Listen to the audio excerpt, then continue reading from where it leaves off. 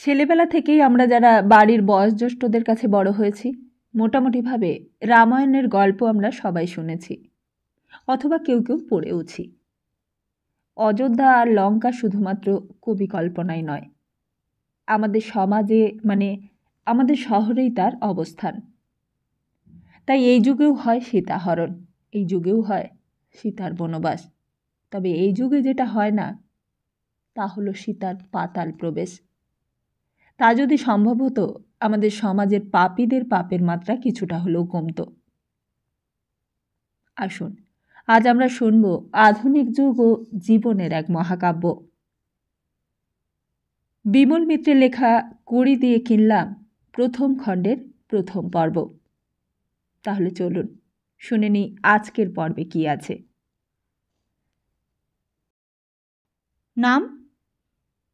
নামটা দরখাস্তের উপরেই লেখা ছিল, তবুও ভদ্রলোক জিজ্ঞেস করলে। দীপঙ্কর সেন। কি নাম বললেন? কেরানিটা যেন একটু বিরক্ত হলো, একবার আপাত মস্তক দেখে নিলে। মুখ ফিরিয়ে পাশের একজনকে বললে, শুনলে হে নামের বাহার? নাম নেই গোত্তর নেই, ট্যাম গোপালের নাতি। বাপ মা আমার নাম পেলে না, খুঁজে খুঁজে এমন বিদঘুটে নাম রাখে এক একটা। তা যাগে, বানান কি? DIPA। থাক, আর বলতে হবে না। এই বলে খসখস করে নামটা লিখলে। তারপর বললে, ঠিকানা? দীপঙ্কর বললে, 19-1 ঈশ্বর গাঙ্গুলি লেন, পোস্ট কালীঘাট। লোকটা সব লিখে নিলে। অফিসের কেতা কানুন সব নিয়ম মাফিক করতে হবে। কত বয়স হলো? ম্যাট্রিক সার্টিফিকেট আছে? লোকটা নানা বায়ানাক্কা। অবশ্য চাকরিটা হয়েছিল সেদিন। ফর্সা জামা কাপড় পরে এসেছিল দীপঙ্কর। প্রথম দিন একটু ভয় ভয় করছিল বই কি। বিরাট লাল বাড়িখানা চেহারা দেখে ভক্তি শ্রদ্ধাও হয়েছিল। ফর্ম ভর্তি হয়ে গিয়েছিল, তবুও খানিকক্ষণ দাঁড়িয়েছিল। এখন ভাবলে খানিকটা হাসি পায়। একেবারে সবচেয়ে নিচু ধাপের চাকরি, 33 টাকা মাইনে। অনেক টাকা। সব খরচা বাদ দিলেও 5-7 টাকা বাঁচে, বাড়ি ভাড়াটা লাগে না। এই যা রক্ষে। কার লোক আপনি? এতক্ষণে ভদ্রলোক একটু যেন ঘনিষ্ঠ হবার চেষ্টা করলে। কার লোক আপনি? রবিনসন সাহেবের? ভদ্রলোক কেমন যেন হেসে উঠেছিল অমায়িক ভঙ্গিতে। আরে বলুন না মশায়, আপনি তো এখন আমাদেরই একজন হয়ে গেলেন, এখন আর বলতে দোষ কি? রবিনসন সাহেব পেছনে রয়েছে আর 33 টাকায় ঢুকলেন। সাহেবকে বলে 55 টাকায় স্টার্টিংটা করে নিতে পারলেন না? দীপঙ্কর বলেছিল, না, রবিনসন সাহেবকে আমি চিনি না। নিপেনবাবুকে চেনেন? নিপেনবাবু আমায় ঢুকিয়ে দিয়েছেন। নিপেনবাবু? নেপাল ভট্টাচার্য স্ট্রিটের নিপেনবাবু? নিপেন্দ্রনাথ চৌধুরী। তাকে রোজই দেখা যেত রাস্তা দিয়ে আপিস যেতে। শীতের দিনে কালো গলাবন্ধ কোট আর লম্বা ফুল প্যান্ট পরা, গ্রীষ্মকালে সুতির জামা, হাতে একটা অ্যালুমিনিয়ামের টিফিন কৌটো। হনহন করে হাঁটতেন। সোজা গলি দিয়ে বেরিয়ে হাজরা রোড দিয়ে হাঁটতে হাঁটতে কোথায় যে চলে যেতেন আর দেখতে পাওয়া যেত না। এক একদিন দেখা যেত বৃষ্টির মধ্যে ছাতা মাথায় দিয়ে হেঁটে হেঁটে আসছেন। তখন অনেক রাত হয়ে গেছে। প্রথমে মাই একদিন গিয়েছিল নিপেনবাবুর কাছে। নিপেনবাবু বলেছিলেন, বিএ পাশ করেছ? দীপঙ্কর সবিনয় বলেছিল, হ্যাঁ। মা তাড়াতাড়ি বলেছিল, প্রণাম করো, প্রণাম করো ওনাকে। কথাটা আগেই শিখিয়ে দিয়েছিল মা, কিন্তু মনে ছিল না। দীপঙ্কর পায়ে হাত দিয়ে মাথায় ঠেকালো। নিপেনবাবু পা দুটো ছিল একটা তক্ত বসে আর একটা ছিল টেবিলের সরু ফাঁকের মধ্যে। সেই তক্তপোষের ওপর বসেই তিনি একটা গামছা পরে তেল মাখছিলেন।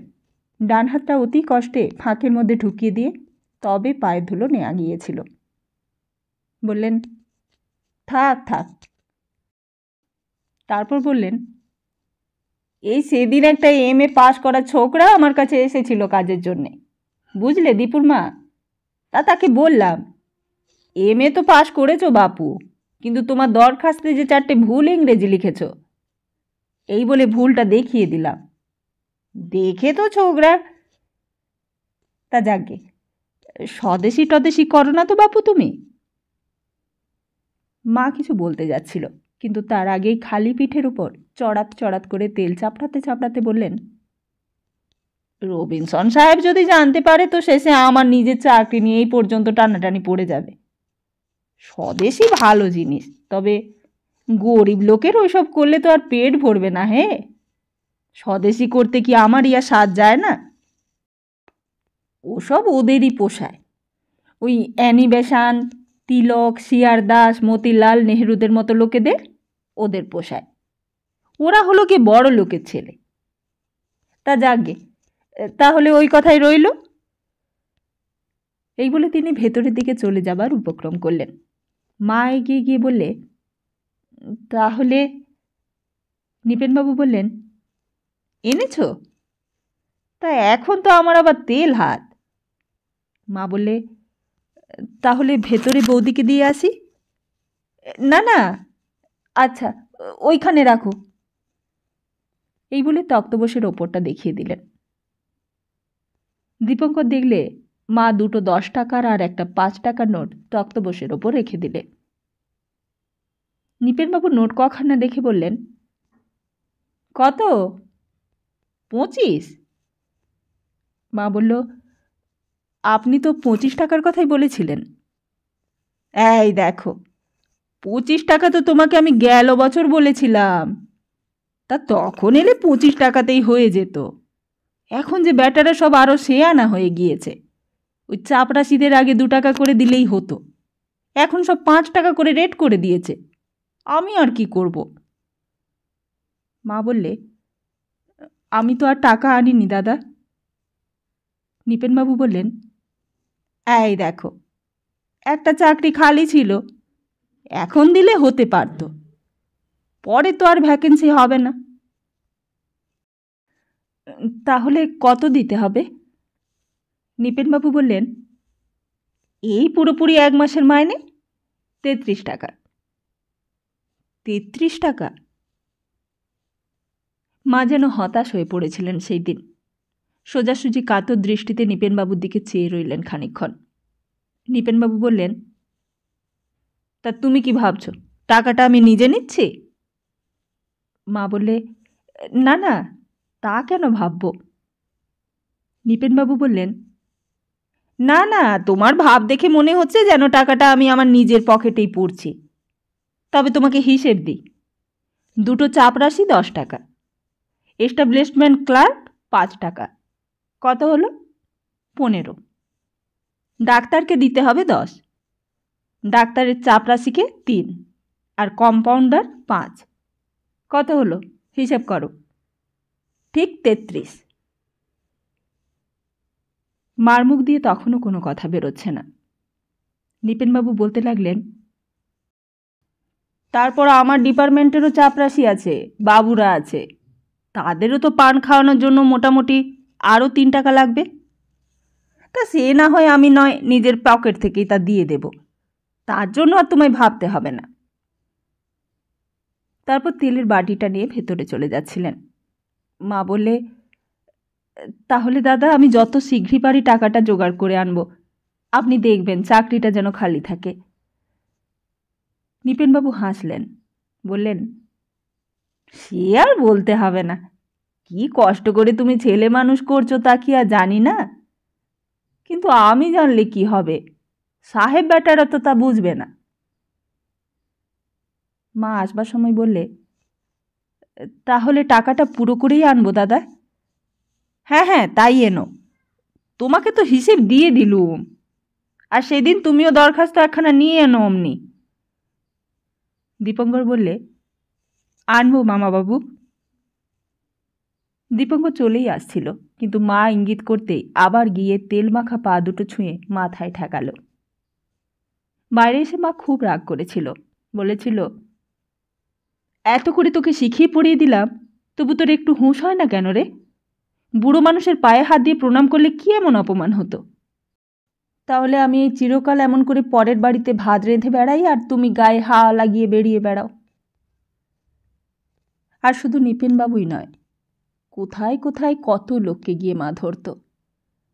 কোথায় কোন পাড়ায় কে পোর্ট কমিশনার্সে কাজ করে, কে রাইটার্স বিল্ডিংয়ে, কে ম্যাকিনন ম্যাকেঞ্জিরের অফিসে কাজ করে, কে মার্টিন বার্নের অফিসে, কে আরও কত অসংখ্য জায়গায়।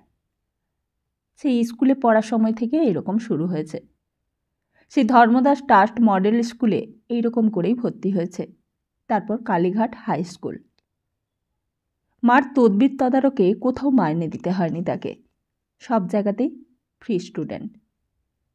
এই প্রথম চাকরির ক্ষেত্রে এসে সব জায়গা থেকে একসঙ্গে টাকার কথা উঠল। কালীঘাট স্কুলে মাত্র 1 বছর পড়েছিল, তারপরেই Dharmadas trust model school. Dharmadas trust model স্কুলেই বলতে গেলে প্রথম হাতে খড়ি। মা একদিন সেখানেও এমনি করে নিয়ে গিয়েছিল। হেডমাস্টার প্রাণমথবাবু জিজ্ঞেস করেছিলেন, কি নাম? কত আর বয়স তখন? কাকে বলে স্কুল, কাকে বলে আপিস, কাকে বলে কলেজ, কাকে বলে চাকরি, কাকে বলে ইন্ডিয়া, কাকে বলে বেঙ্গল, কিছুই তখন জানতাম না।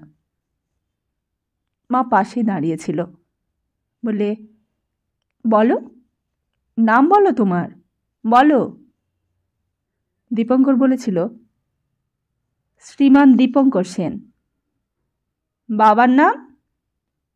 দীপঙ্কর বলেছিল, ঈশ্বর হরগোবিন্দ সেন। দেশ কোথায়? দীপঙ্কর বলেছিল, হুগলি জেলার বাটরা গ্রামে। এখানকার ঠিকানা কি? দীপঙ্কর বলেছিল, 1901 ঈশ্বর Ganguly lane, post office Kalighat. সেই প্রাণমথবাবুর কথা বহুদিন পর্যন্ত মনে পড়ত দীপঙ্করের। বৃদ্ধ, অতি বৃদ্ধ, খদ্দর পরতেন আজীবন, পায়ে একটা সুজুতো, গোড়ালিতে একটা দুমড়ে চটি জুতোর মতন করে পরতেন। মোটা সোটা মানুষ, এলোমেলো চুল, আলুথালু পোশাক, দিন রাত পান চিবোতেন। খুব ছোটবেলায় মনে আছে, একদিন স্কুল ছুটি হয়ে যেত। কেন যে ছুটি হতো তা বোঝা যেত না। সকালবেলা স্কুলে যেতেই যতীন দপ্তরি বলতো, আজ স্কুল হবে না, আজ তোমাদের ছুটি। স্কুল হতো না বটে, কিন্তু একেবারে তক্ষুনি চলে আসাও যেত না। সেরকম ছুটি জীবনে অনেক এসেছে দীপঙ্করের, কিন্তু তেমন আনন্দ কখনো হয়নি আর। যতীন দপ্তরি অনেকগুলো প্যাকেটই এনে দিত সকলের হাতে। সকলে এক একটা প্যাকেটই নিয়ে দাঁড়াতো সার দিয়ে। ডিলমাস্টার রোহিণীবাবু স্কুলের বাক্স থেকে অনেকগুলো 3 রঙা ফ্ল্যাগ বার করে আনতেন। যতীন দপ্তরি সকলের প্যাকেটিতে একটা করে ফ্ল্যাগ পরিয়ে দিয়ে যেত। তারপর সবাই 2 সার হয়ে পাশাপাশি দাঁড়িয়েছে। রোহিণীবাবু চিৎকার করে বলতেন, সবাই রেডি হয়েছ তো? সবাই রেডি হতো। তারপর বজ্র গম্ভীর গলায় রোহিণীবাবু চিৎকার করতেন, অ্যাটেনশন! সকলেরই পা সোজা, বুক চিতিয়ে সবাই দাঁড়াতো। Right turn! সবাই ডান দিকে ফিরত। Left turn! এমনি অনেকক্ষণ ধরে ড্রিল চলত স্কুলের সামনের উঠোনে, কিন্তু কষ্ট হতো না কারো। সবাই জানতো খানিক পরেই পুলিশ আসবে, দারোগা আসবে, আর তার একটু পরেই ছুটি। সত্যি সত্যি একটু পরেই পুলিশ দারোগা এসে পৌঁছত। তারা সবাই সিঁড়ি দিয়ে উপরে হেডমাস্টারের ঘরের দিকে চলে যেত, আর সঙ্গে সঙ্গেই রোহিণীবাবু চিৎকার করতেন, কুইক মার্চ! আর প্রায় 150 ছেলে হাতে ফ্ল্যাগ উঁচু করে পুলিশ দারোগার পেছনে পেছনে সোজা গিয়ে দোতলায় গিয়ে উঠত। ততক্ষণে যতীন দপ্তরি ফুলের মালা নিয়ে তৈরি। রোহিণীবাবু চিৎকার করতেন, বন্দে মাতরম! সেই ধর্মদাস ট্রাস্ট মডেল স্কুলের 150 ছেলে একসঙ্গে প্রতিধ্বনি করত, বন্দে মাতরম। একবার নয়, দুবার নয়, অনেকবার। সমস্ত বাড়িটা গমগম করে উঠত। সে যে কি আনন্দ! আর রোহিণীবাবু ফুলের মালাটা প্রাণমথবাবুর গলায় পরিয়ে দিতেন। তখন হেডমাস্টারও বলতেন, বন্দে মাতরম। দীপঙ্কররাও একসঙ্গে বলতে, বন্দে মাতরম। আর তারপর দারোগাবাবু হেডমাস্টারকে নিয়ে যেত বাইরে। আর সেই বন্দে মাতরমের শব্দে তখনও সমস্ত নেপাল ভট্টাচার্য স্ট্রিটটা কেঁপে কেঁপে উঠছে। আর তারপর ছেলেদের ছুটি। ধর্মদাস ট্রাস্ট মডেল স্কুলটা সেই দিনের মতো বন্ধ হয়ে যেত। আর তারপর মাস 3-4 মধ্যে আর প্রাণমথবাবুকে স্কুলে দেখা যেত না। মা প্রথম প্রথম অবাক হয়ে যেত। তখন হয়তো রান্নাঘরে বসে রান্না করছে। অনেক লোকের রান্না মাকে একলাই করতে হতো। বলতো, ও মা, তুই ফিরে এলি যে, স্কুল হলো না? দীপঙ্কর বলতো, আজকে শুধু ড্রিল হয়েছে। কেন? দীপঙ্কর বলতো, আজকে ছুটি, আজ প্রাণমথবাবুকে পুলিশে ধরে নিয়ে গেছে। কেন? পুলিশে ধরে নিয়ে গেছে কেন হঠাৎ? দীপঙ্কর নিজেই জানতো না তার কি জবাব দেবে। নিজেই জানতো না কেন মাঝে মাঝে হেডমাস্টারকে পুলিশে ধরে নিয়ে যায়, কেন আবার ছেড়ে দেয়, কেন প্যাকাঠিতে ফ্ল্যাগ এঁটে মার্চ করে বন্দে মাতরম বলতে হয়, আর হেডমাস্টারকে ধরে নিয়ে গেলে কেনই বা ছুটি হয়ে যায় অমন করে। আবার হয়তো একদিন দীপঙ্কর দেখে প্রাণমথবাবু এসে গেছেন। আবার তিনি তার নিজের ঘরে বসে আপিসের কাজকর্ম করছেন। সেই মোটা সোটা চেহারা, সেই এলোমেলো চুল, সেই আলুথালু পোশাক, সারা গায়ে খদ্দরের জামা কাপড়, সারা মুখে পান, আর পায়ে সেই গোড়ালি দুমড়ানো সুজুতো। স্কুল থেকে বেরিয়ে সোজা বাড়ি যেতে হতো। বাড়িতে না গেলে মা খুব ভাবত। তবু যেদিন একটু বেড়াবার ইচ্ছে হতো, একটু ঘুরে ঘুরেই সে যেত। নেপাল ভট্টাচার্য স্ট্রিটটা দিয়ে বেরিয়ে একেবারে উত্তর দিকে পাথরপাটি। ওইদিকে বাড়ি নয়, কিছুই নয়, তবু অনেক লোক, অনেক ভিড় বড় রাস্তায়। অনেক লোক দেখতে ভালো লাগতো। হঠাৎ দেখতো রিক্সা করে বাড়ি ফিরছেন অঘোর দাদু। দীপঙ্কর ডাকত, অঘোর দাদু। কে রে মুখ পড়া? আমি দীপু, অঘোর দাদু। থামা, আর থামা না মুখ পোড়া রিক্সাওয়ালা, মুখ পোড়া ছুটছে তো ছুটছেই, থামা না রে। অঘোর দাদু বাড়িওয়ালা, অঘোর ভট্টাচার্য ওই অঞ্চলের পুরনো বাসিন্দা। বুড়ো থুতথুড়ে চেহারা। বয়স যে কত তা দীপঙ্কর বুঝতে পারত না। 19-1 বিয়ে ঈশ্বর গাঙ্গুলি লেনের বাড়িটার মালিক। পাঁজির পাতায় একটা বুড়ো ছবি থাকে, হাতে লাঠি, কাঁধে চাদর, আর মাথায় টিকি, আর পাশে লেখা থাকে দক্ষিণ হস্তে ঐশ্বর্য, হৃদয়ে সুখ, বাম হস্তে মৃত্যুবধ, নেত্রদয়ে সুখ, আর পাদদয়ে পীড়া। কথাগুলোর মানে দীপঙ্কর বুঝত না, কিন্তু ছবিটা দেখলেই কেবল অঘোর দাদুর কথা মনে পড়ত। ঠিক সেই রকম চেহারা অঘোর দাদুর। অঘোর দাদু সারাদিন রিক্সায় চড়ে যজমানের বাড়ি চষে বেড়াত। কোথায় চাউলপট্টি রোড, কোথায় গোয়ালটুলি, সব জায়গায় যজমান ছিল অঘোর দাদুর।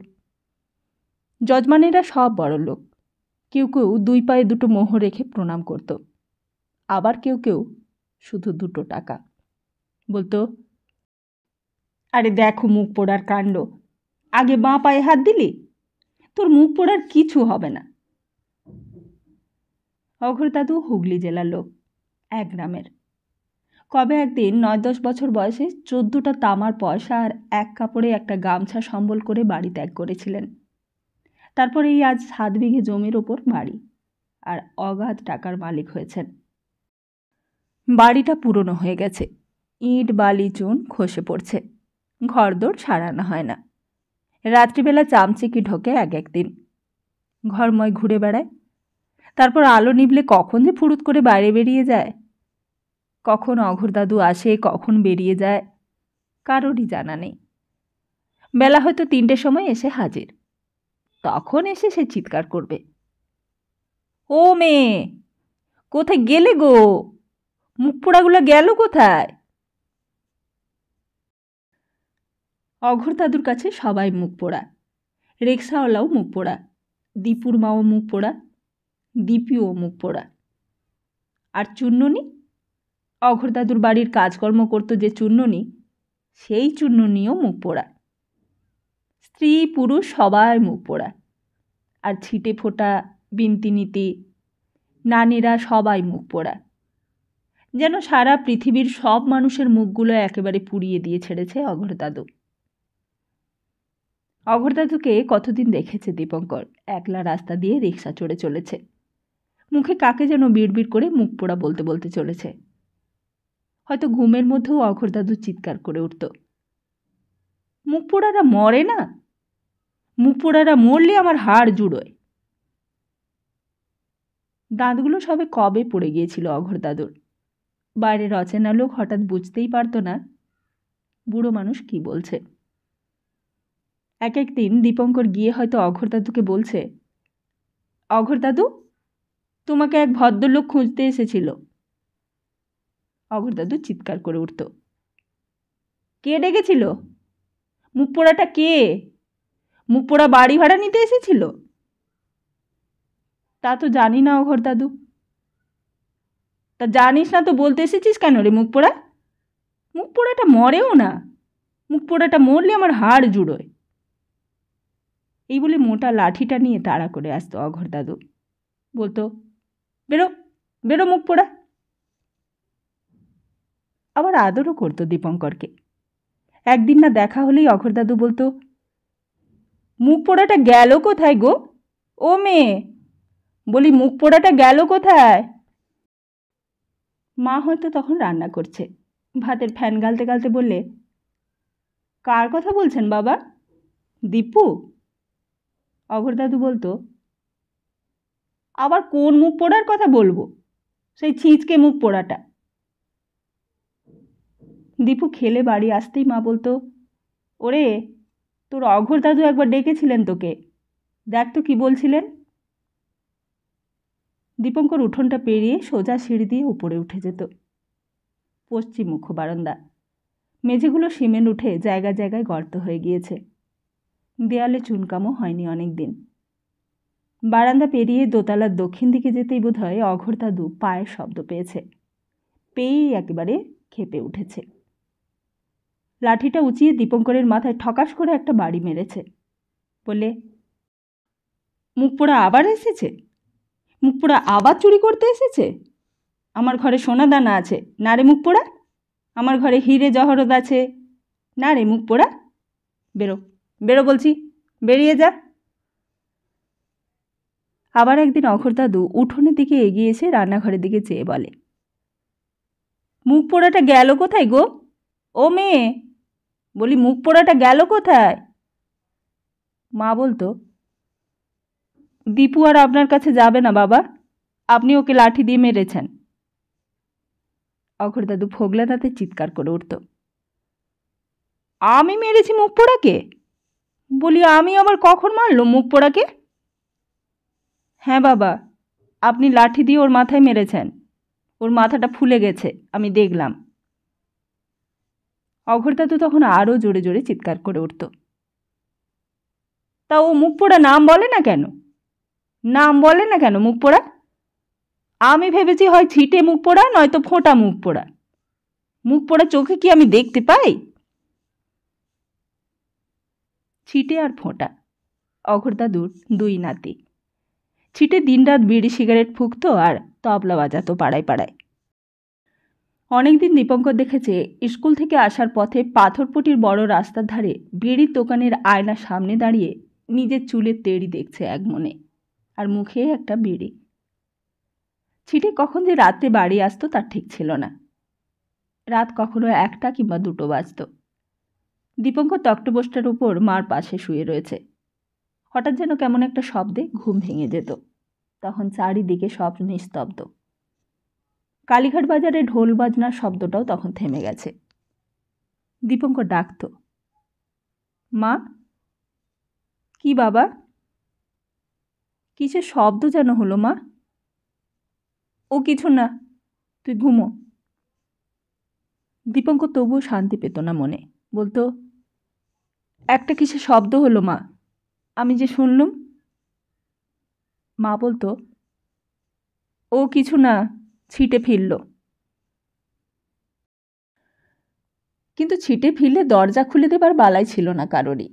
যে যত রাত্রি আসুক, মাকে দরজা খুলে দিতে হতো না। পশ্চিম দিকের জানালার দু একটা গরাদ ভেঙে রাস্তা করা ছিল।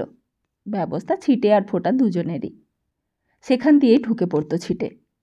আর ফোঁটা যে কখন ঢোকে কিংবা কখন ঢোকে না, তার খবর কারো রাখবারই দরকার হতো না। শুধু অঘোর ভট্টাচার্য এক একদিন তুমুল কাণ্ড করে বসত। শোনা যেত চিৎকার করছে অঘোর দাদু, মেরে ফেলবো মুখ পোড়াদের, নিঘাত মেরে ফেলবো, বেরো বেরো মুখ পোড়ারা, বেরো। খড়মপাই বুড়ো মানুষ দোতলার বারান্দার এদিক থেকে ওদিক ছুটোছুটি করছে, কিন্তু চোখে তো দেখতে পায় না অঘোর দাদু। তাই ছিটের মাথায় মারতে গিয়ে লাঠিটা কখনো পড়েছে দেওয়ালে, কখনো বা মেঝেতে। আর ছিটে ফোঁটা ততক্ষণে কোথায় যে টুক করে পালিয়ে গেছে, অঘোর দাদু জানতেও পারেনি। কিন্তু তার অনেকক্ষণ পর পর্যন্ত অদৃশ্য ছিটে ফোঁটাকে উদ্দেশ্য করে গালাগালি দিতে শোনা যেত অঘোর দাদুকে। কবে একদিন এই কালীঘাট জঙ্গল ছিল। আস্তে আস্তে কালী মন্দিরকে কেন্দ্র করে একটা বসতি গড়ে উঠেছে এখানে। পুরোহিত এসেছে, যজমান এসেছে, ব্যাপারী এসেছে, ভিখিরি এসেছে। ওই ভূকৈলাস, ওই শাঁখারিপাড়া, কাঁসারিপাড়া, মনোহর পুকুর, সব অঞ্চলগুলো কবে যে আস্তে আস্তে গড়ে উঠেছে কালী মন্দিরের প্রয়োজনে, তা কেউ খেয়াল করেনি।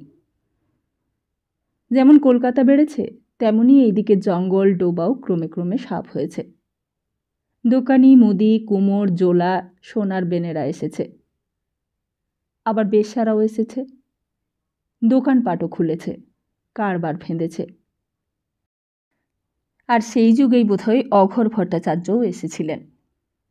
কোন যজমানের 7 বিঘে জমি বাড়ি এইখানে পড়েছিল, সেটা কুলুগরুকে দিয়ে পরলোকের কাজ পাকা করে যেতে চেয়েছিলেন। তারপর আদালত কাছারি হয়েছে আলিপুরে, উকিল মুহুরি এসে জুটেছে। আর তাদের উন্নতি হয়েছে যেমন যেমন, অঘোর ভট্টাচার্যেরও তেমন তেমন উন্নতি হয়েছে। যজমানের মোটর গাড়ি হয়েছে, আর সঙ্গে সঙ্গে অঘোর ভট্টাচার্যকেও দিয়েছে রিক্সা চড়বার পয়সা। অঘোর ভট্টাচার্যের চোখের সামনেই চাউলপটির শেখর চাটুর্যদের ধনে জনে লক্ষ্মী লাভ হয়েছে। লখার মাঠের একাদশী বারোজ্যদের অবস্থাও ভালো হয়েছে। আর সঙ্গে সঙ্গেই অঘোর ভট্টাচার্যের একতলা থেকে দোতলা বাড়ি হয়েছে। কুলুগুরুর প্রণামী হিসেবে অঘোর ভট্টাচার্য পেয়েছে চাল, কলা, নতুন গামছা, গরদের জোর, আর পেয়েছে কাঁসার থালা, বাটি, ঘড়া, খড়ম, খাট, বিছানা, আর পেয়েছে টাকা। আবার কখনো কখনো পেয়েছে সোনার মোহর। এমনি করে যখন লোকজন এসেছে, জমজমাট হয়েছে শহরতলি, তখন হয়েছে Dharmadas model school, Kalighat high school, আর তখন হয়েছে নকুলেশ্বর তলা, শেতলা তলা, সোনার কার্তিক। তখন হয়েছে মধুসূদন, সত্যনারায়ণ, গণেশ, ষষ্ঠী, জগন্নাথের মন্দির। তখন এসেছে প্রাণমথবাবু, রোহিণীবাবু। তখন এসেছেন শিয়ার দাস। তখন এসেছে সুভাষ বোস। আর তখন জন্মেছে কিরণ, নির্মল পালিতেরা। তখন এইখানে এসে পৌঁছেছে দীপুর মাও।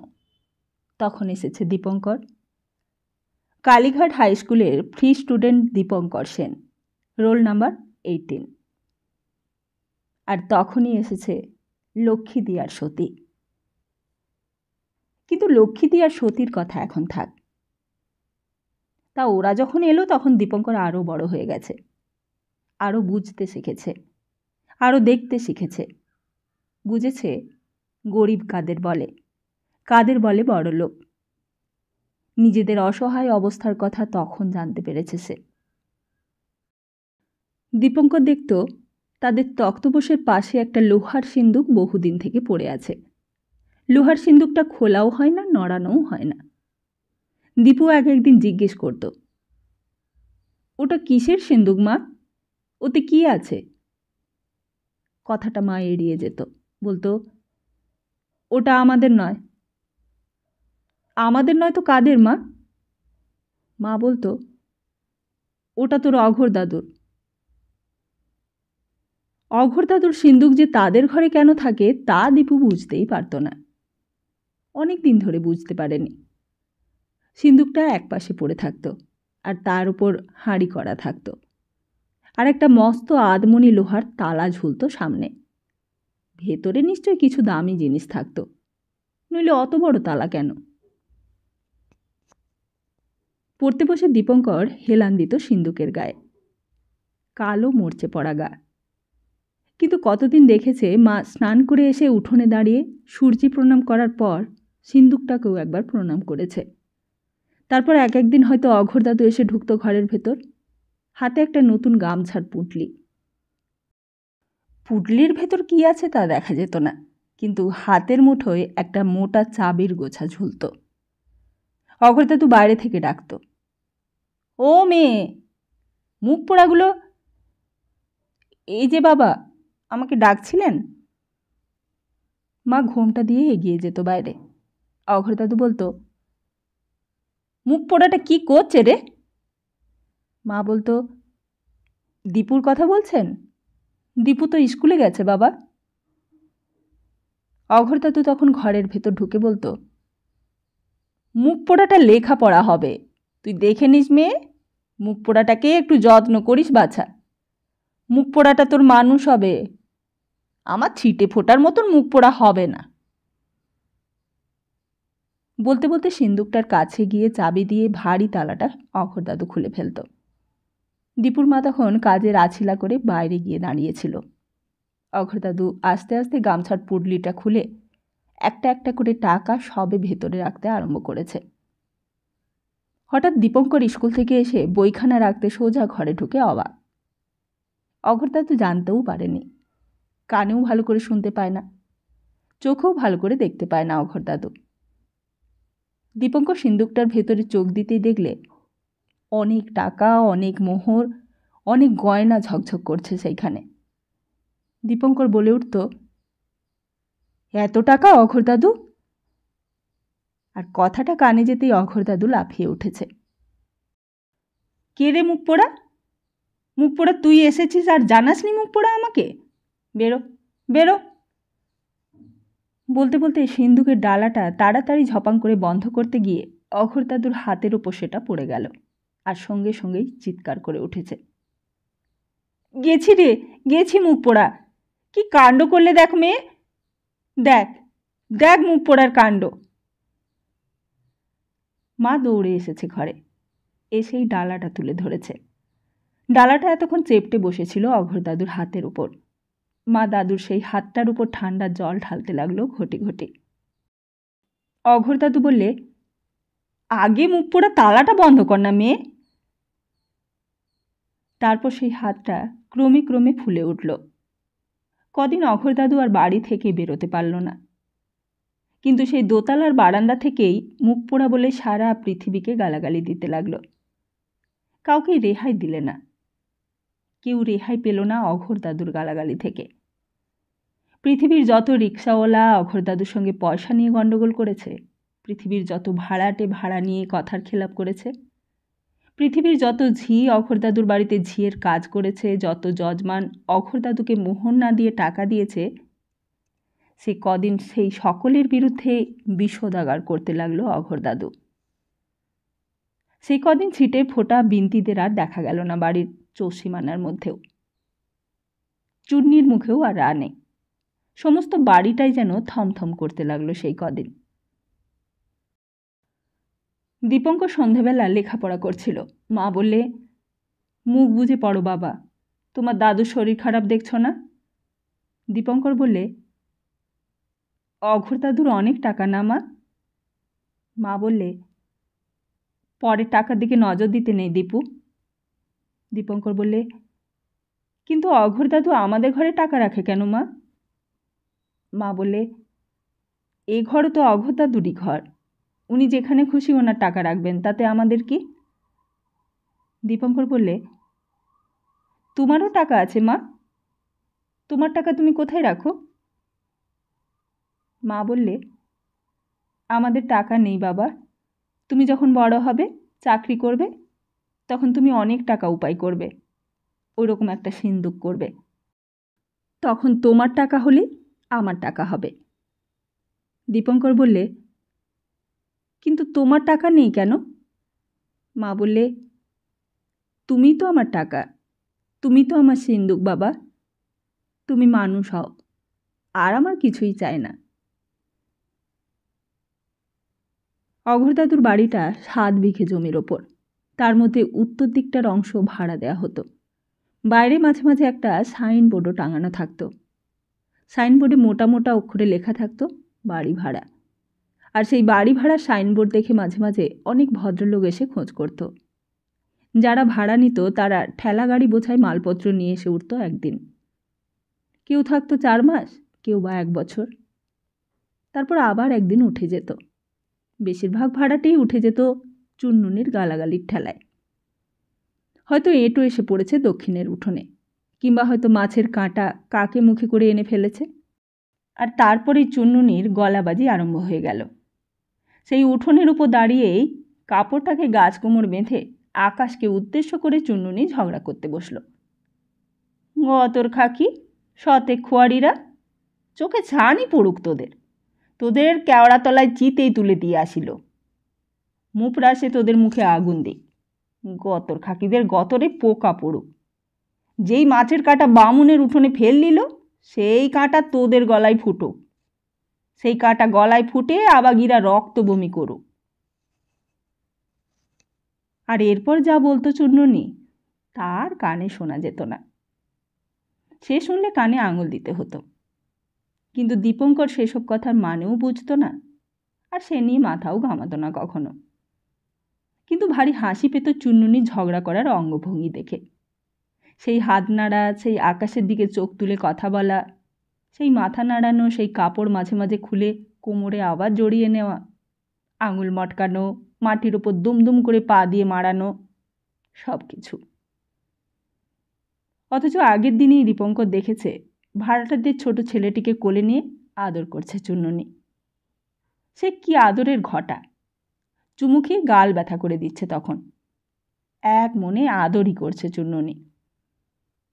মানিক আমার, আমার ধুনুটু, আমার মুন্টু, আমার জাদু গোপাল, আমার দু গোপাল, নানটু গোপাল।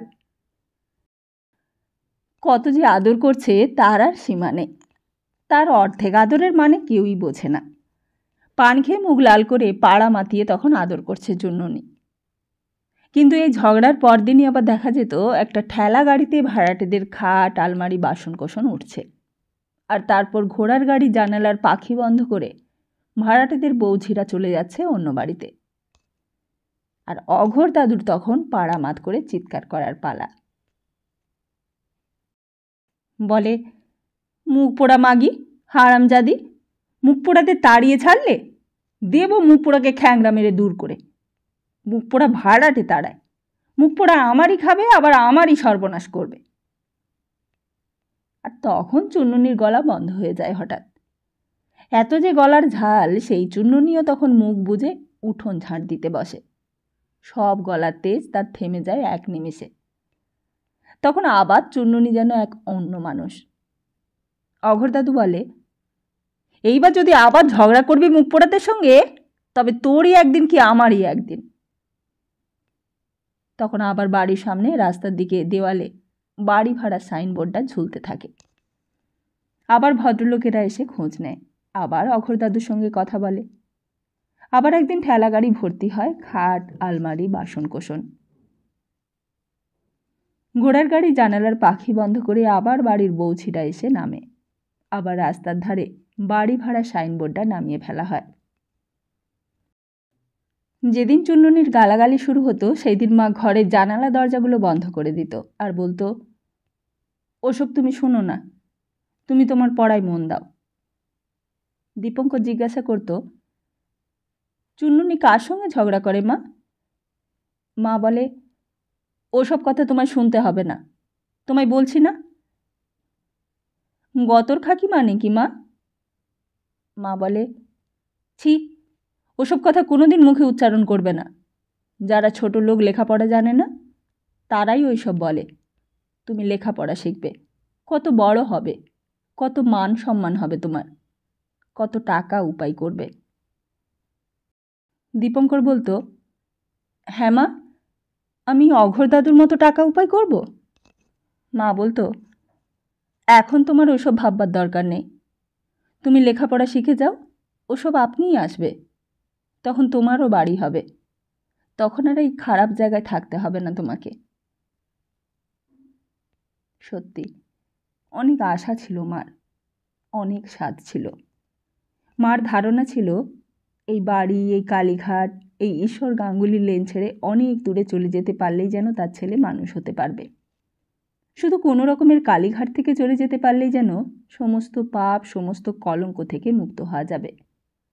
মা ভাবত, যদি একটু ভবানীপুরে যাওয়া যেত, যদি আরেকটু এগিয়ে বউবাজার কিংবা শ্যামবাজারে যাওয়া যেত। মা ভাবত, সারা পৃথিবীর খারাপ লোকগুলোই বুঝি এই কালীঘাটে এসে বাসা বেঁধেছে, যেন আর কোথাও খারাপ লোক নেই। এইখানেই যেন সবাই তার দীপুকে বিপথে নিয়ে যাবার জন্য ব্যগ্র। এই কালীঘাটের মন্দিরে যাবার রাস্তা, ওইখানে দলে দলে সন্ধ্যের পর যারা লম্ফ জ্বালিয়ে বসে থাকে, ওই মন্দিরের আশেপাশে যারা ঘুরে বেড়ায়, সবাই যেন তার ছেলেকে ছন্নছাড়া করতে উঠে পড়ে লেগেছে। কিন্তু মা তো জানতো না, পৃথিবীর সব পাড়ার সব ছেলেদের এই একই বিপদ। সেখানে ভবানীপুর নেই, সেখানে শ্যামবাজার নেই। মা তো জানতো না, শুধু ভারতবর্ষই নয়, পৃথিবীর সব ছেলেরাই দল বেঁধে খারাপ হবে বলে পণ করে বসেছে। কত মা ছেলেদের রক্ষা করবে? নইলে লক্ষ্মীদিদের বাড়ির জানালার ফুটো দিয়ে কেন সেদিন উকি দিয়েছিল দীপঙ্কর?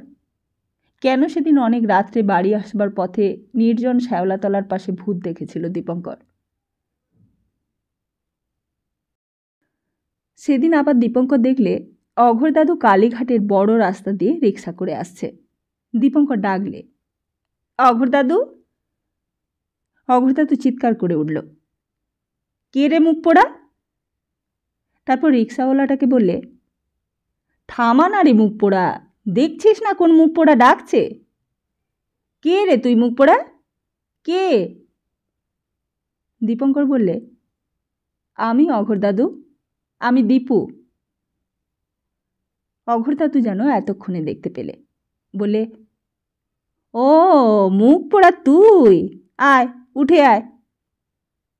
তারপর রিক্সায় উঠে বসল দীপঙ্কর। অঘোর দাদুর পায়ের কাছে নতুন গামছার একখানি পুটলি, ভিতরে দুই একটা পাকা কলা উঁকি মারছে। অঘোর দাদু বললে, মুখ পোড়া নাম বলবি তো তোর, আমি কি চোখে কিছু দেখতে পাই?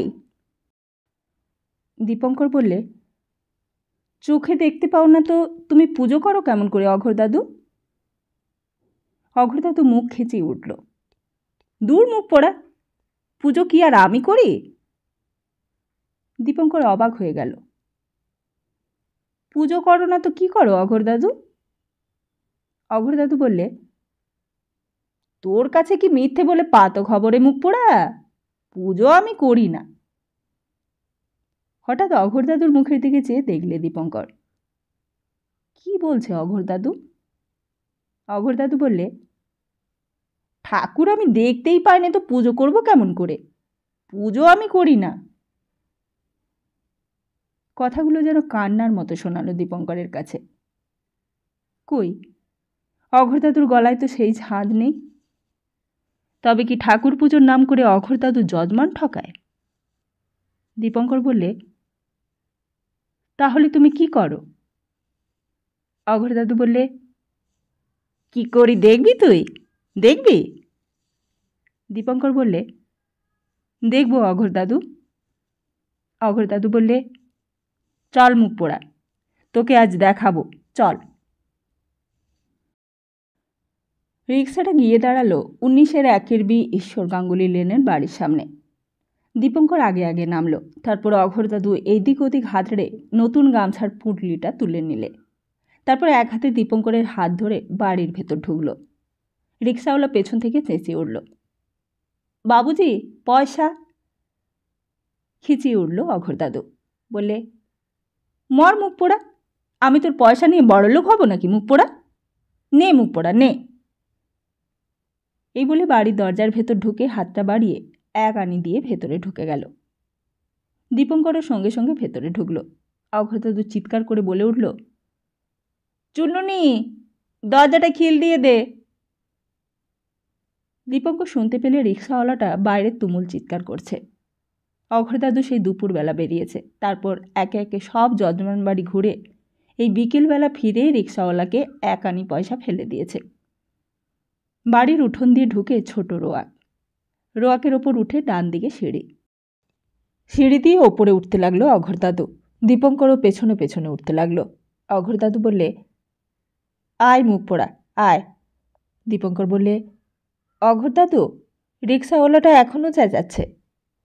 অঘোরদাদু বললে, দূর মুখ পোড়া, ও চেঁচাচ্ছে তো তোর কি রে, তোর কি? তারপর দোতলায় উঠে বারান্দা, বড় বড় ঘর, প্রত্যেকটি ঘর তালা বন্ধ। তারপর দক্ষিণের বারান্দায় গিয়ে অঘোরদাদু নিজের ঘরের তালাটা খুললে, চাবিটা পইতেই আটকে রাখলে, রেখে দীপঙ্করের দিকে চেয়ে একবার দেখলে। বলে, বল মুখ পোড়া, কি বলছিলি বল, বল এইবার তুই। দীপঙ্করের মনে পড়ল। বলে, বলছিলাম, চোখে তুমি দেখতে পাও না, তাহলে পুজো করো কেমন করে? অঘোরদাদু বললে, মুখ পোড়া, ঠাকুর কি দেখতে পাই যে পুজো করব? পুজো আমি করি না মুখ পোড়া। তাহলে পুজো করো না তো কি করো? অঘোরদাদু বললে, কি করি তাই তোকে দেখাতে নিয়ে এলাম মুখ পোড়া, দেখবি তুই, দেখবি মুখ পোড়া, ওই দেখ। এই বলে দরজার শেকলটা টেনে দরজাটা হাট করে খুলে দিলে অঘোরদাদু। আর একটা ভ্যাপসা গন্ধে দীপঙ্করের যেন হাঁপ ধরে উঠল। ঘরের ভেতরটা প্রথমে কিছু দেখতে পেলে না, কিন্তু তারপর আস্তে আস্তে স্পষ্ট হয়ে উঠল সব। দেখলি তো মুখ পোড়া, দেখলি তো? দীপঙ্করের চোখের সামনে তখন কেউ যেন আরব্য উপন্যাসের সিং দরজাটা খুলে দিয়েছে। দীপঙ্কর দেখলে ঘরের মধ্যে যেন তাল তাল সোনার পাহাড় হয়ে আছে, চকচক করছে, ঝকঝক করছে। তারপর আরও যখন স্পষ্ট হলো, দেখলে অনেক ঘোড়া, কাঁসার ঘোড়া, ঘোড়ার ওপর ঘোড়া, আর শুধু ঘোড়াই নয়, ঘোড়া, গাড়, থালা, গিলাস, বাটি, পিলসুজ সব প্রণামিতে পেয়েছে অঘোরদাদু। সব ব্রাহ্মণের দান, কুলপুরোহিতের দান, একটার ওপর আর একটা চাপানো। দীপঙ্কর জিজ্ঞেস করলে, এত ঘোড়াঘটি কি করবে অঘোরদাদু? অঘোরদাদু মুখ খিচে উঠল। বলে, দূর মুখ পোড়া, এত জিনিস নিয়ে লোকে কি করে? আমি বেচবো রে মুখ পোড়া, অনেক বেচে ফেলেছি, এগুলোও বেচবো, বেচে অনেক টাকা হবে। টাকা? দীপঙ্করের মনে পড়ল তাদের ঘরের সিন্দুকটার কথা। সেই সিন্দুকটার ভেতরেও অঘোরদাদুর অনেক টাকা, মোহর দেখেছিল। দীপঙ্কর জিজ্ঞেস করলে, এত টাকা করে নিয়ে কি হবে তোমার অঘোরদাদু, কি করবে তুমি? অঘোরদাদু রেগে গেল, রেগে দাঁত মুখ খিচিয়ে উঠল। বলে, টাকা কড়ি দিয়ে কি হয় রে মুখ পোড়া, কি হয়? বড় হলে বুঝবি রে, কড়ি দিয়ে সব কেনা যায়, সব কেনা যায় কড়ি দিয়ে, সব। মনে আছে দীপঙ্কর ঘর ছেড়ে চলেই আসছিল। অঘোরদাদু পেছন থেকে চিৎকার করে উঠল, কোথায় গেলি রে মুখ পোড়া, কোথায় গেলি? দীপঙ্কর আবার ফিরল। বললে, এই যে দাদু, আমি। প্রসাদ খাবি না, নৈবেদ্যি খাবি না মুখ পোড়া? দীপঙ্কর বললে, খাবো, দাও। অঘোরদাদু ঘরের এক কোণে অনেক দিনের পুরনো নৈবেদ্যের থালা থেকে একটা সন্দেশ দিয়ে বললে, এই নে।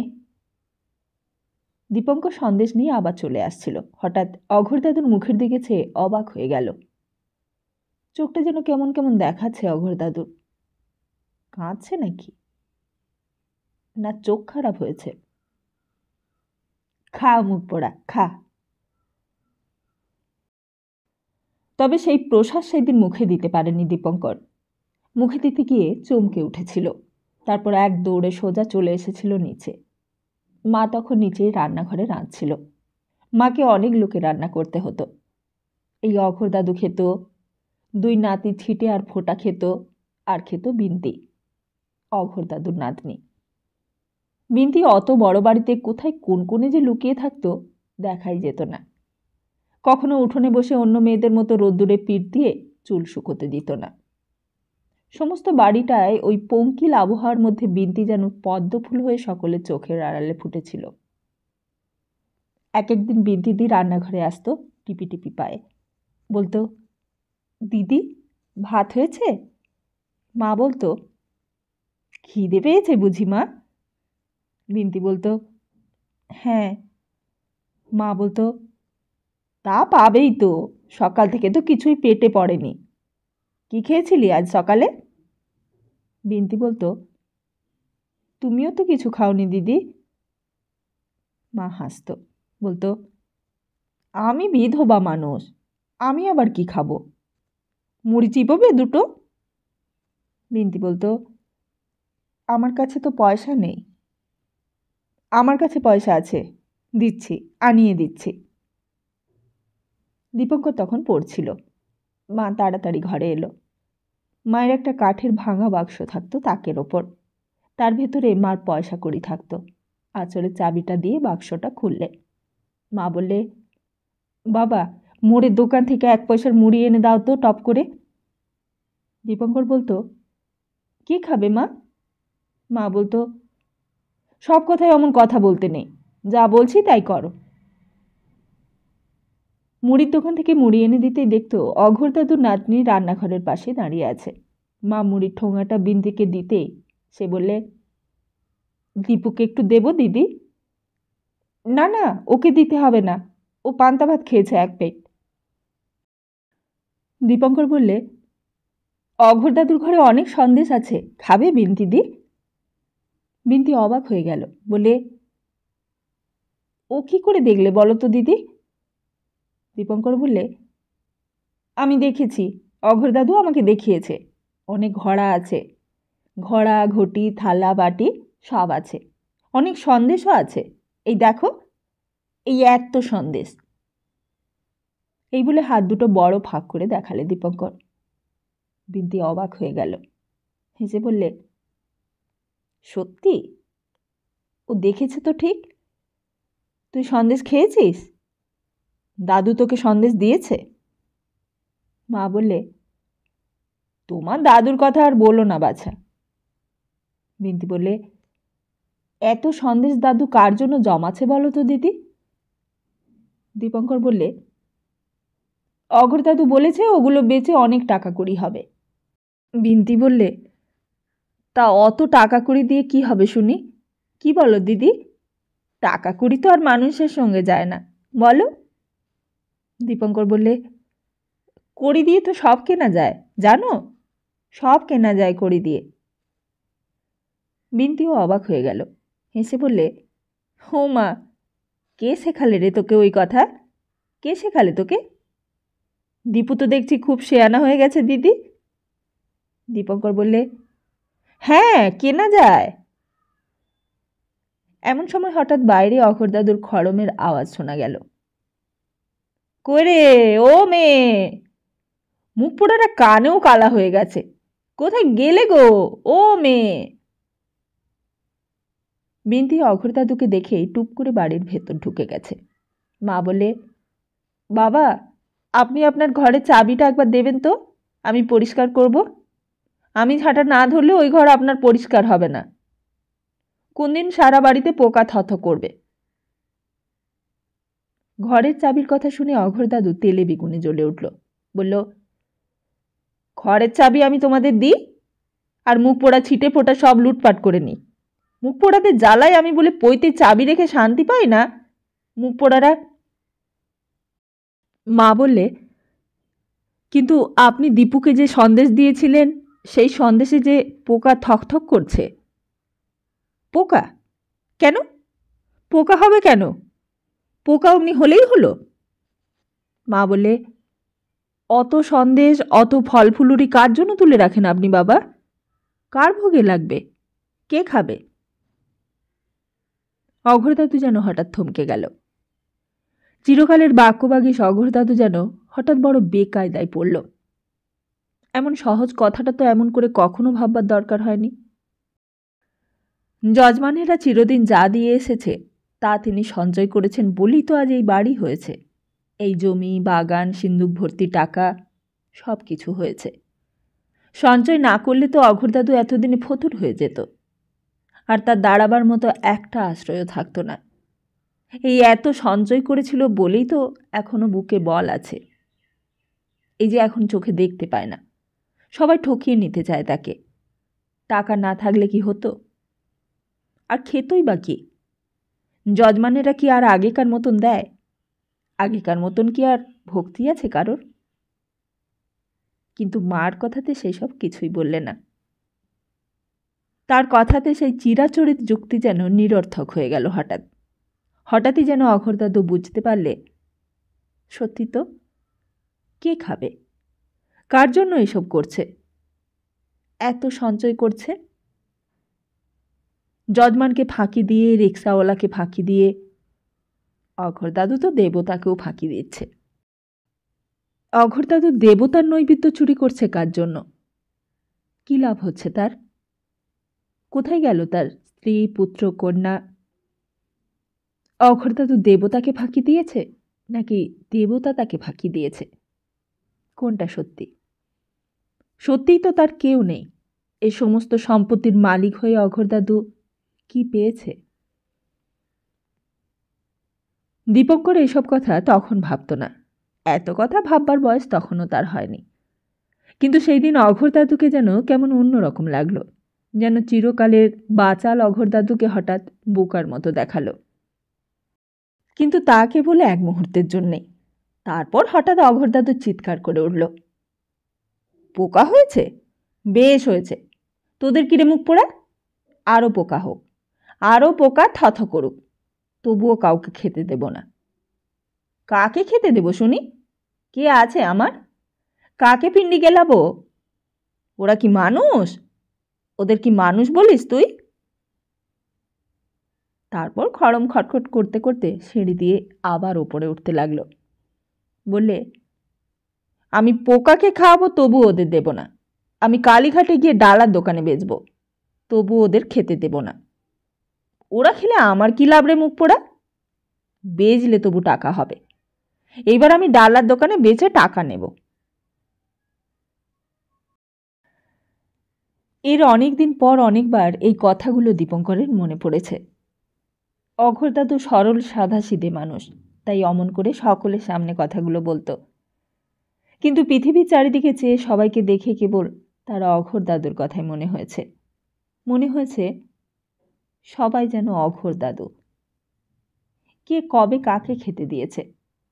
সেই মোঘল বাদশা থেকে শুরু করে আলীবর্দী খাঁ থেকে Sirajuddaulah, lord Clive, Warren Hastings, lord Curzon, আর তারপর lord Dalhousie, lord Carmichael, lord Reading, কে কবে কাকে খেতে দিয়েছে? হিন্দুরা কি মুসলমানদের খেতে দিয়েছে? মুসলমানেরা কি হিন্দুদের খেতে দিয়েছে? যে যখন সুদিন পেয়েছে তখনই অঘোরদাদু সেজে বসেছে। দুই হাতে ঠাকুরের নৈবেদ্য চুরি করেছে আর লোহার সিন্দুক লুকিয়ে রেখেছে। সবাই তাই করেছে, আর সবাই তাই করবে। কিরণ কিন্তু অনেক জানত। কিরণও ছিল দীপঙ্করের মতো ফ্রি স্টুডেন্ট। কিরণ অনেক জায়গায় ঘুরত। সে ছোট বয়সেই সে একলা একলা ভবানীপুর, লখার মাঠ, চেতলা, খিদিরপুর, বেহালা পায়ে হেঁটে ঘুরে বেড়াত। কোথাও তো যেতে বাকি ছিল না। কিরণ বলতো, জানিস, যখন আমাদের দেশ স্বরাজ হবে তখন শিয়ার দাস রাজা হবে আমাদের। দীপঙ্কর কিছুই বুঝত না। বলতো, স্বরাজ মানে কি? কিরণ বলতো, তখন আমরা সব যা খুশি তাই করব। এই পুলিশ টুলিশও থাকবে না। আমরা যা ইচ্ছে তাই করব।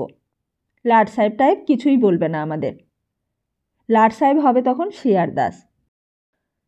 তখন আমার বাবার অবস্থাও ভালো হয়ে যাবে, আমাকে আর ভিক্ষে করতে হবে না। দীপঙ্কর বলতো, আর প্রাণমথবাবু? কিরণ বলতো, প্রাণমথবাবুও অনেকবার জেল খেটেছে, প্রাণমথবাবুও একটা ছোট লাট হবে, দেখে নিস। সেদিন কিরণই টেনে নিয়ে গেল হরিশ মুখার্জি রোডের ওপর হরিশ পার্কে। সেখানে মিটিং হবে, বিলিতি কাপড় পোড়ানো হবে, অনেক মজা হবে। কিন্তু কিরণের সঙ্গে মিশতে দিতে চাইতো না মা। মা বলতো, তোমাকে বলেছি না ওর সঙ্গে মিশবে না। কিরণের বাবার কি একটা রোগ ছিল, গলার ভেতরে রোগ হয়েছিল, তাই মুখ দিয়ে কথা বেরোতো না শেষকালের দিকে। নেপাল ভট্টাচার্য স্ট্রিটের গলির ভেতরে একটা বস্তিতে ছিল কিরণের বাড়ি। কাউকে না জানিয়েই দীপঙ্কর একদিন বস্তির ভেতরে গিয়ে দাঁড়াতো। অঘরদাদুর বাড়িটাও ছিল পুরনো, কিন্তু রাস্তার ওপর, পাকা বাড়ি। কিন্তু কিরণদের বাড়িটা ছিল মাটির, গোল পাতার চাল। কিরণদের উঠোনে ছিল একটা পেয়ারা গাছ। পেয়ারা পাড়তে অনেক দিন দীপঙ্কর ওদের বাড়ি গিয়েছে। দেখতো মাটির দাওয়ার ওপর কিরণের বাবা একটা মাদুর পেতে বসে ঝিমোচ্ছে। তার মুখ দিয়ে কেমন একটা ঘর ঘর শব্দ বেরোচ্ছে। একটা ময়লা ছেঁড়া কাঁথা পাশে পড়ে আছে, ঠিক শীতকালে চুন্নুনি যেরকম কাঁথা গায়ে দিয়ে কাজ করত তেমনি একটা কাঁথা। আর চারিদিকে মাছি উড়ছে। যখন কোনো অঙ্ক কষতে পারত না দীপঙ্কর, তখন যেত কিরণের বাবার কাছে। কিরণের বাবা যেন কোন স্কুলের অঙ্কের মাস্টার ছিল, নামজাদা অঙ্কের মাস্টার। মুখে বড় বড় অঙ্কের উত্তর বলে দিতে পারত। কিরণ বাবার কাছে গিয়ে বলতো, বাবা, দীপুকে এই অঙ্কটা করে দাও না, ও বুঝতেই পারছে না। অঙ্কের বইটা আর স্লেটটা এগিয়ে দিত কিরণ বাবার সামনে। বড় বড় সব অঙ্ক। কালীঘাট স্কুলে তখন দুজনেই পড়ছে। এলসিএম, জিসিএম, এসব বুদ্ধির অঙ্ক। তখন আরও শরীর খারাপ হয়েছে কিরণের বাবার। গলাটা আরও ফুলে উঠেছে, হাতের আঙুলগুলো ছোট হয়ে ফুলে উঠেছে। থুতু করে চারিদিকে উঠোনময় থুতু ফেলছে। যন্ত্রণাও হচ্ছে হয়তো। যখন যন্ত্রণায় খুব কাতর হয়ে পড়ে, তখন পাশের কাঁথার ওপর ঢলে শুয়ে পড়ে। মুখ দিয়ে ঘর ঘর শব্দটা আরও জোরে জোরে হয়। আর তখন কিরণের মা খানিকটা গরম জল এনে দেয় গিলাসে করে। ঢকঢক করে খানিকটা গরম জল খেয়ে নিলে তৃপ্তি হয়। আর তখন দুই হাতে নিজের গলাটার ওপর হাত বুলোতে থাকে। কিন্তু কথা মোটেও বেরায় না। দেখতে পায়, শুনতে পায়, খেতে পারে, শুধু কথাই বলতে পারে না। আর কথা না বলতে পারা যে কি কষ্ট দীপঙ্কর সেই প্রথম দেখেছিল। মা বারবার বারণ করে দিত, ওই কিরণদের বাড়ি যেও না তো খোকা। দীপঙ্কর বলতো, না মা, তুমি বলার পর থেকে আমি যাইনি। হ্যাঁ, যেও না, রোগীর বাড়িতে যাওয়া খারাপ। যদি দেখো রোগীর থুতু পড়ে আছে, তাও মারিও না, থুতু মারালেও রোগ হয় জানো। কিন্তু কিরণের বাবার কথা ভাবতে দীপঙ্করের খুব ভালো লাগতো। কত অঙ্ক জানে কিরণের বাবা, কত লেখাপড়া জানে, কত জ্ঞানী, কত গুণী, কত শিক্ষিত। মানুষটার দিকে চেয়ে চেয়ে কতদিন হাঁ করে দেখত।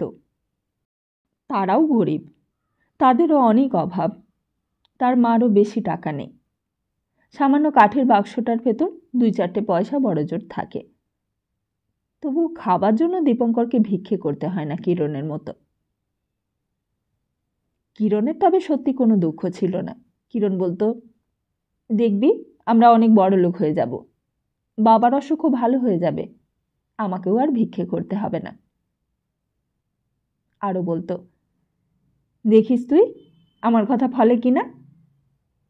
দীপঙ্কর জিজ্ঞেস করত, কি করে হবে?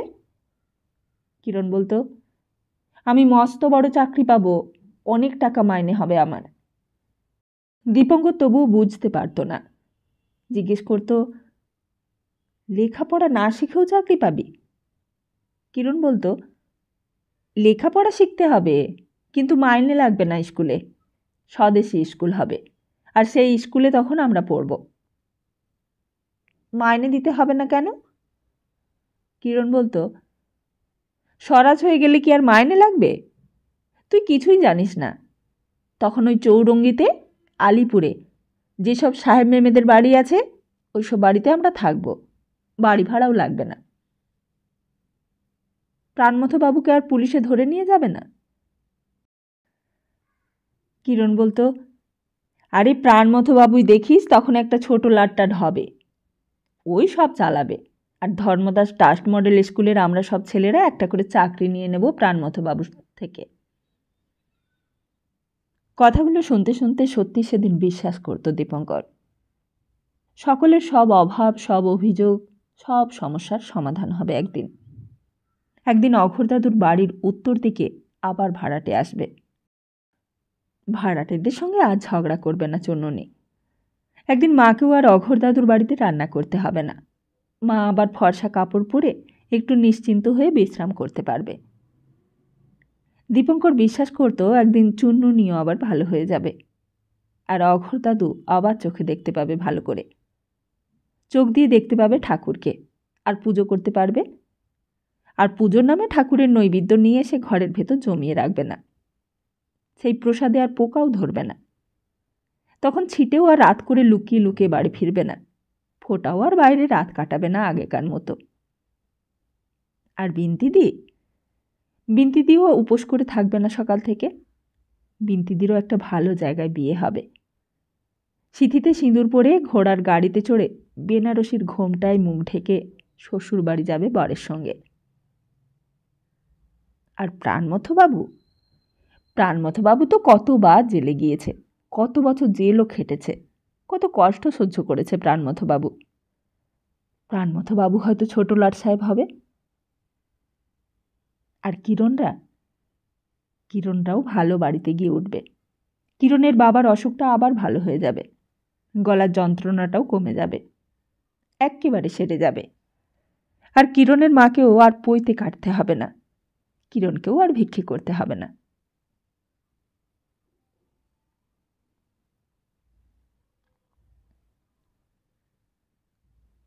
আজকের মতো এখানেই শেষ করি। খুব তাড়াতাড়ি আসছি পরের অংশটি নিয়ে। ততদিন ভালো থাকুন, সুস্থ থাকুন, আর সবাইকে ভালো রাখুন। নমস্কার।